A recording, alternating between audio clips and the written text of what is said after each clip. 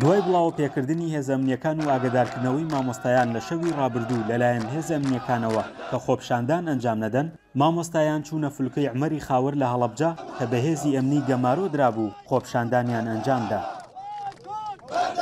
ئێمە قەرار بوو ئێمە خۆپشاندان بکەین، بەڵام لەلایەن هێزی ئەمنیوتان خۆپشاندان مەکەین وتوان ئێمە قەرارمان سەرتاسەریە، هەموو شارەکان پێکەوە قەرارمان داوە 13 شار و شارۆچکە پێکەوە خۆپشاندانەکەین. ئەمەشمان بە هێزی ئەمنی و تۆ دوێنێ پێمان ڕاگەیاند کە ئێمە بەردەوامە بین، بۆیە هێزەش لێرەیە، ئێمە ڕێزیان لێگرین و وەکو برای خۆمان سەیرانەکەین. دواتر هێزە ئەمنیەکان کشانەوە و مامۆستایان دروشمەکانی خۆیان وتەوە و خۆیان دەڵێن تا جێبەجێکردنی داواکاریەکانمان بەردەوام دەبن لە بایکۆت.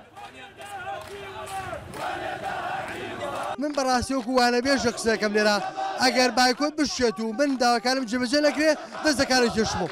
ئێمە بڕیاری خۆمانمانەیە نەک پابەند بین بە بڕیاری کەسەوە، گەر بە بڕیاری خەڵکی تر بواە لە چواردەین و ئەبواە ئێمە دەواممان بکردایە، بەڵام ئێمە پابەندین بە بڕیارەکانی خۆمانەوە کە بڕیارێکی هەڵقڵاوی ناو ناخی ڕاستەقینەی مامۆسایانە. مامۆسایان بە ورەیەکی بەهێز و پۆڵاینەوە بە گوڕوتینەوە لە شەقامن و ئەو هێزە و ئەو چاو سوورکردنەوە فشارانە گەرم و گوڕی کردوون لە برەوەی پاشەکشیان پێ بکە.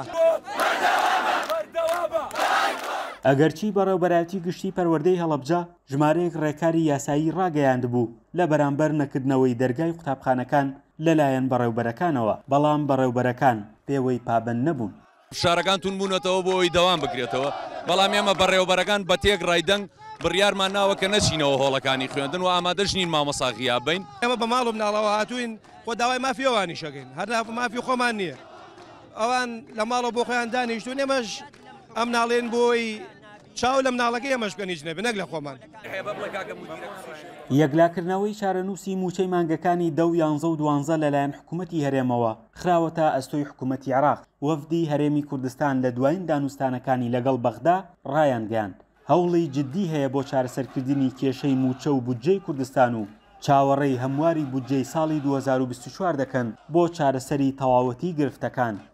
فەرحان هەورامانی، دەنگی ئەمریکا، هەڵەبجە.